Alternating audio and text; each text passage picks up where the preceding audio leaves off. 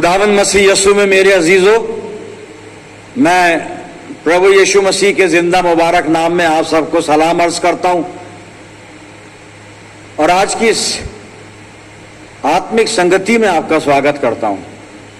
आप हमेशा मेरी दुआओं में हैं और मैं भी आपका मशकूर हूं कि आप मेरे लिए दुआ करते हैं। खुदा आप सबको बरकतों से नवाजे। धन्यवाद करते हैं आज की इस अच्छी संगति, अच्छे समय के लिए। और आज जो कलाम हमारे मेडिटेशन के लिए है, भजन संहिता की पुस्तक 37 अध्याय और 1 से 5 पद में आपके सामने पढ़ूंगा।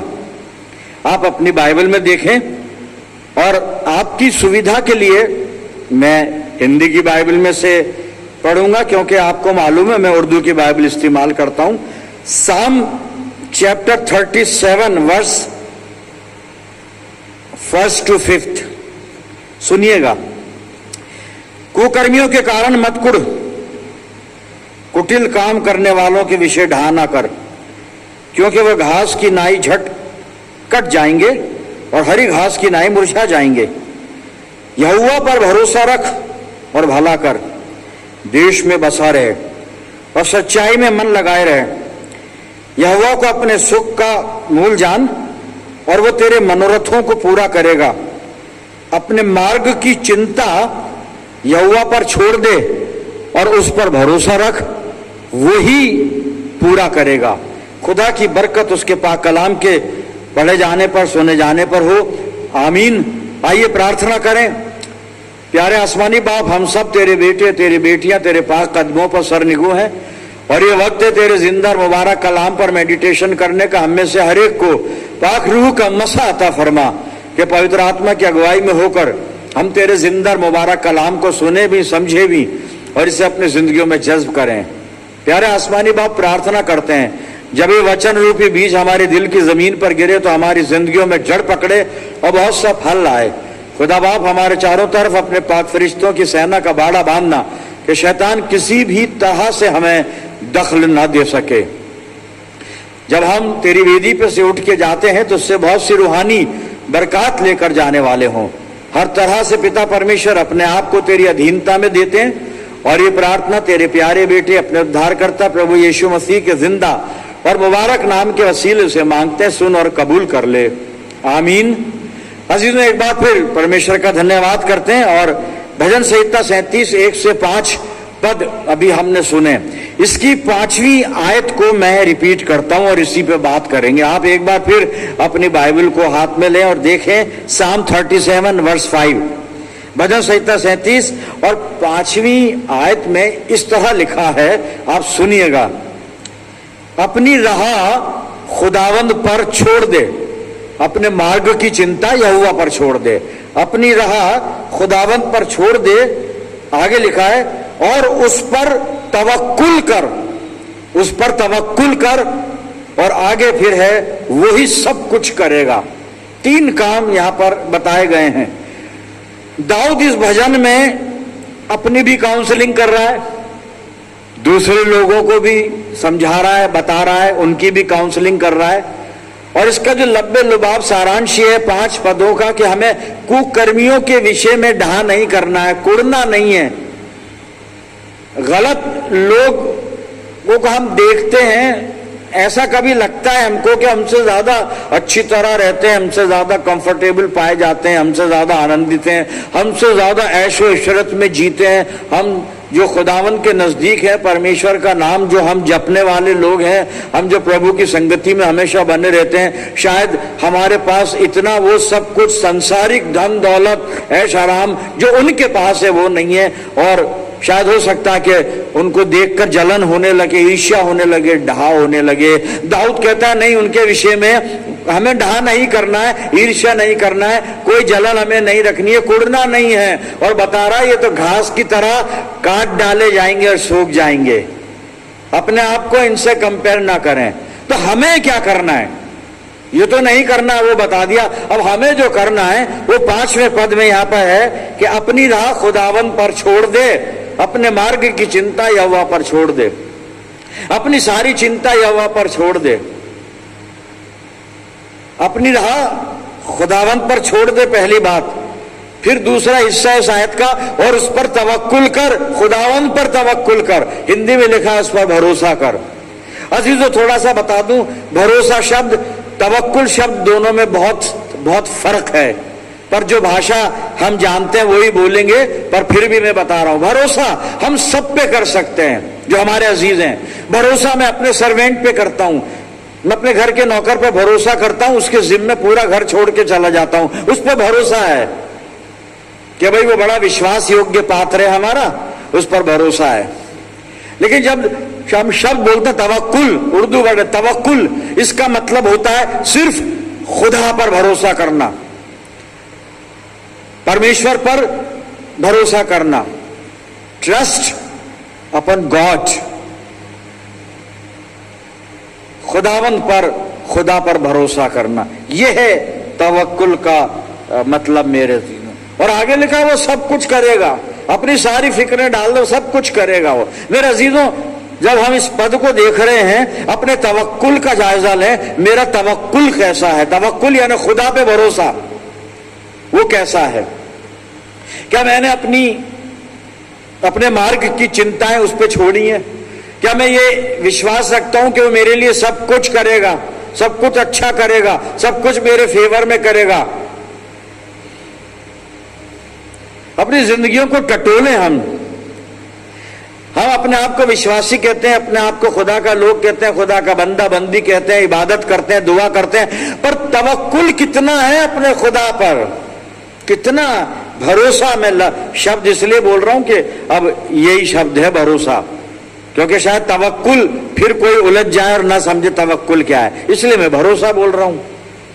लेकिन सही जो शब्द तवक्कुल है, खुदा पे भरोसा करना, वो मेरा तवक्कुल कैसा है मेरे अजीजों, कैसा भरोसा है। मैं नजर डालूं अपनी जिंदगी पर, आज मेरा स्टेटस, मेरा लेवल परमेश्वर के सामने आत्मिक जीवन में कितना है। बरसों हो गए खुदा खुदा खुदा करते हुए, हम उसकी पहचान और मोहब्बत में बढ़े कितना है। प्रश्न ये है, कितने हम मैच्योर हुए प्रभु यीशु मसीह की पहचान में, अपने जिंदा खुदा की पहचान में। मेरे अजीजों तवक्कुल की बात कर रहे हैं ना। मैं एक उदाहरण देने जा रहा हूं बाइबल में से, और उदाहरण लाइव लिविंग इलस्ट्रेशन है ये। और मैंने डैनियल नबी की पुस्तक खोली है, 3 अध्याय खोला है, और पद पढ़ने से पहले थोड़ा सा इंट्रोडक्शन बताता हूं। ये 3 अध्याय ये बता रहा है इस्राएली जो हैं बेबीलोनियंस के हाथों में है। नबूकदनेस्सर ये राजा है, हमारे कुछ यहूदी अजीज वहां पर मौजूद हैं, काम करते हैं राजा के अधीन होकर, सेवा करते हैं, जो जो उनको काम दे रखे हैं, पोस्ट दे रखी है, वो करते हैं। वो इस राजा ने एक सोने की मूर्त बनवाई, 60 हाथ ऊंची, 6 हाथ चौड़ी, और साहब इसको नस्व किया, और इसकी प्रतिष्ठा के वक्त अनाउंसमेंट करवाया कि जब म्यूजिकल इंस्ट्रूमेंट बजाए जाएं, जब नए की आवाज सुनो, करना की आवाज सुनो। और वहां पर जब आप पढ़ेंगे ना ये डैनियल नबी की पुस्तक 3 अध्याय पहले पद से जब आप पढ़ेंगे, 6 तरह के साज के वहां पे इंस्ट्रूमेंट, म्यूजिकल इंस्ट्रूमेंट के नाम लिखे हुए, और इसके अलावा और भी साज जब ये बजाए जाएं तो सबको इस मूर्ति के सामने दंडवत करना है, सिजदा करना है। खैर ऐसा हुआ, और जब ये घड़ी आई और जब साज बजाए गए और बहुतों ने सिजदा किया वहां पर। अब 3 यहूदी हैं यहाँ पे, सदरक, मेशक, अबेदनगो, ये सिजदा नहीं कर रहे हैं, ये इनका पर्सनल मामला है, नहीं कर रहे हैं। तो इनकी कंप्लेन राजा को की गई कि तेरी आज्ञा का उल्लंघन हुआ, इन तीनों ने सिजदा नहीं किया, दंडवत नहीं किया तेरे उसके सामने, आइडल के सामने। राजा बड़ा क्रोधित हुआ, इनको बुलाया कि तुमने मेरी आज्ञा नहीं मानी, और तुम्हें पता नहीं इसका दंड क्या है। इसका दंड यह है कि जो मेरी आज्ञा का उल्लंघन यहां पे करेगा, इस वक्त करेगा, उसको आग के धधकते हुए आग के भट्टे में डाला जाएगा। ये किस्सा हमने कई बार सुना है, तो मैं इसको ना तो पढ़वा रहा हूं ना तफसील से सुना रहा हूं, खास बात में तवक्कुल शब्द से जोड़ रहा हूं मैं आपका ध्यान जो है कि कितना भरोसा खुदा पर मेरा है। आज राजा इनसे बात कर रहा है कि देखो भाई ऐसा है और मैं अब तुम्हें सजा दूंगा, तुमने मेरी आज्ञा नहीं मानी तुमने। अब दानियल 3 और 14 से 17 आयत मैं आपके सामने पढ़ता हूं, आप इसको पहले सुने फिर अपन सारी बात समझ जाएंगे। सदरक मेशक अबेदनगो से बातचीत हो रही है नबूकदनेस्सर की। नबूकदनेस्सर ने उनसे पूछा, हे सदरक मेशक और अबेदनगो, हिंदी में अबेदनगो है, उर्दू में अबेदनजू है, मैं हिंदी पढ़ रहा हूं।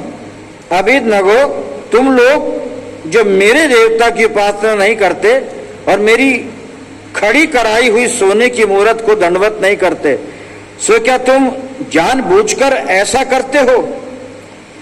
यदि तुम अभी तैयार हो कि जब नरसिंगे, बांसुरी, वीणा, सारंगी, सितार, शहनाई आदि सब प्रकार के बाजों का शब्द सुनो और उसी क्षण गिरकर मेरी बनाई हुई मूरत को दंडवत करो तो बचोगे, तो बचोगे।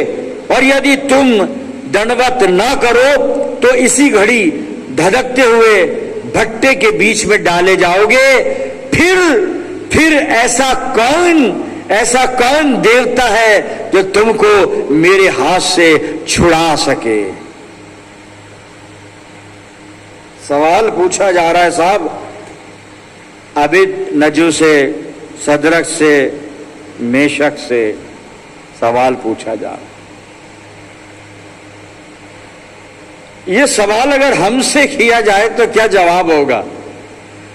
बड़ा गंभीर सवाल है और प्रैक्टिकल क्वेश्चन है। ये बातें करना बड़ा आसान होता है, लेकिन जब हम प्रैक्टिकल में जाते हैं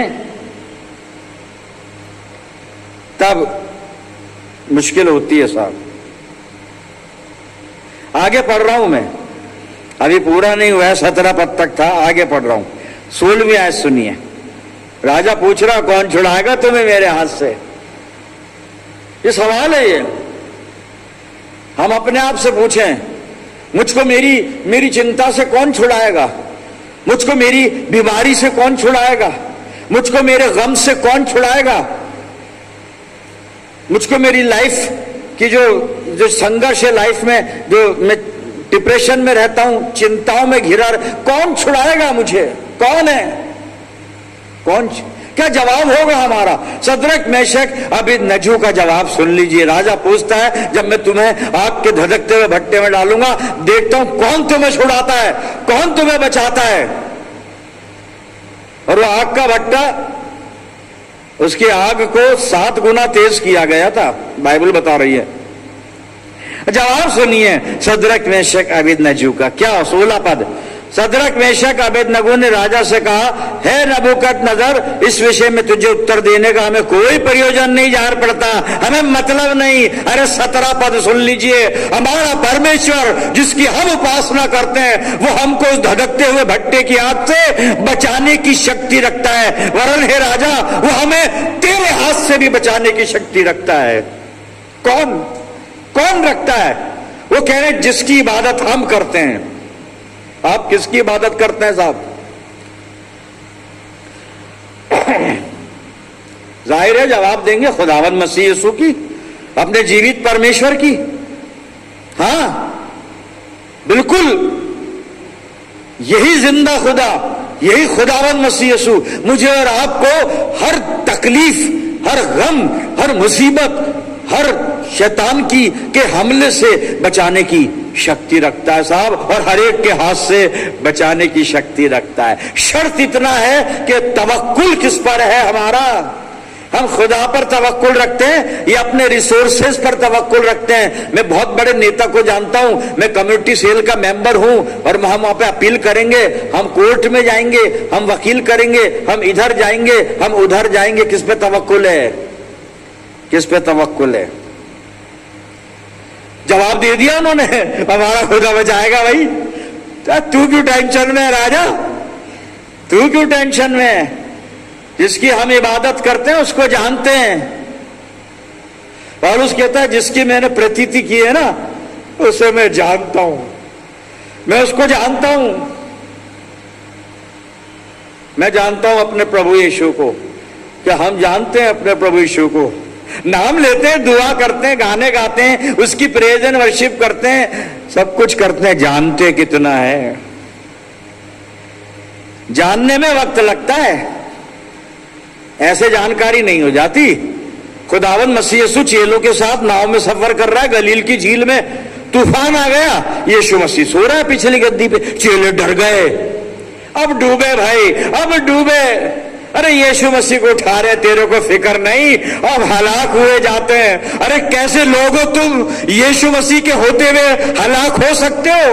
यीशु मसीह के होते हुए तुम दुख तकलीफ परेशानी गम में जा सकते हो? क्या ईमान है, क्या तवक्कुल है? चेले पहचान नहीं रहे कि तूफान का बनाने वाला नाव में सो रहा है, आंधी और तूफान को पैदा करने वाला नाव में सो रहा है, आंधी और तूफान का चलाने वाला नाव में सो रहा है, और आंधी और तूफान को रोकने वाला नाव में सो रहा है। नहीं पहचान रहे, साथ रह रहे, रोटियां खा रहे हैं उसके हाथ से, मछली खा रहे हैं उसके हाथ से, अपना नाम भी रोशन कर रहे हैं उसके साथ साथ। कौन है? यीशु मसीह के चेले हैं साहब। कौन है? रब्बी के शागिर्द हैं। कौन है? और जो मौजज़े दिखाता है ना, ये उसके शिष्य हैं। बहुत ऊंचे लोग हैं, बहुत बड़े लोग हैं, गुरु को पहचानते नहीं है।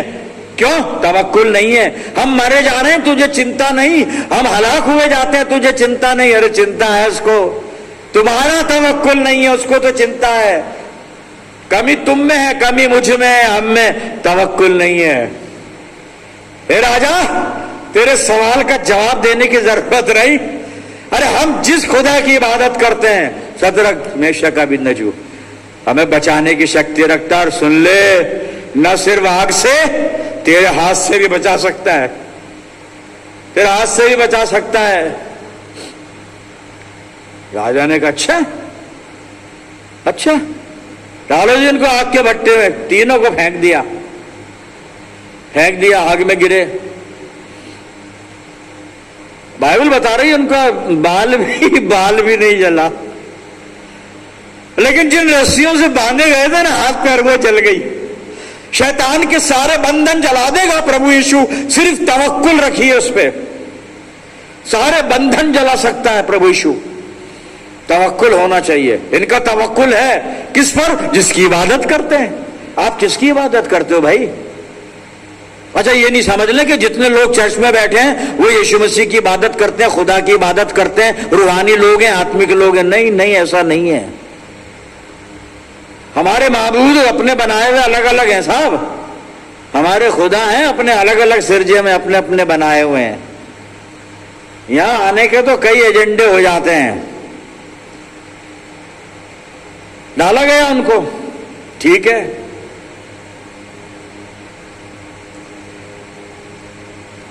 राजा ने देखा कुछ देर बाद आग के भट्टे में झांक के 4 लोग घूम रहे। दरबारियों से पूछा भाई कितने लोग फेंके थे? अब सदरक मेशक अबेदनगो थे। अब ये 4 कहां से आ गए? किसको फेंक दिया चौथे को? और कहता है कि चौथा, और इसकी सूरत ईश पुत्र की तरह, इलाहाज़ादा, खुदा का बेटा, खुदा का बेटा। कौन है जी? एक ही है, एक ही है, खुदावंद मसीह यीशु सदरक मेशक अबेदनगो के साथ है। और यीशु मसीह की मौजूदगी ने 7 गुना तेज आग के भट्टे को हिल स्टेशन बना दिया। घूम रहे हैं साहब, घूम रहे हैं। राजा हैरान है, ये चौथा कौन है? वो कहता है राजा, इसकी सूरत मुझे इलाहाज़ादा, खुदा का बेटा, ईश पुत्र की तरह लगती है। यीशु मसीह मौजूद है साहब। कहां से आ गया यीशु मसीह? तवक्कुल किया इन तीनों ने कि जिसकी हम इबादत करते हैं हमारे साथ है साथ में, आग के भट्टे में। ये मत समझ लेना खुदावंद मसीह यीशु मती रची सुसमाचार से शुरू होता है। दुनिया नहीं बनी थी, उससे पहले से यीशु मसीह मौजूद है। आ जाइए, कभी बात करेंगे बैठ के रूबरू, समझ में आ जाएगा। ओहो, ये क्या माजरा हो गया? राजा समझ गया, निकालो इनको। राजा ने। फिर निकाला तो निकले 3 ही, दिख 4 रहे थे, निकाला तो 3 निकले।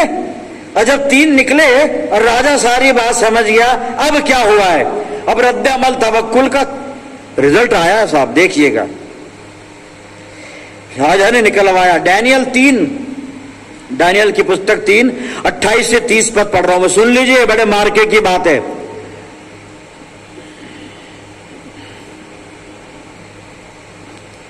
डैनियल 3 और 28 से 3।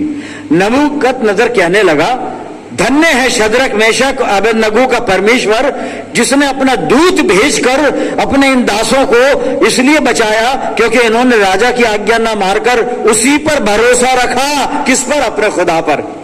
और ये सोचकर अपना शरीर भी अर्पण कर दिया कि हम अपने परमेश्वर को छोड़ किसी और की उपासना नहीं करेंगे, ना उसको दंडवत करेंगे।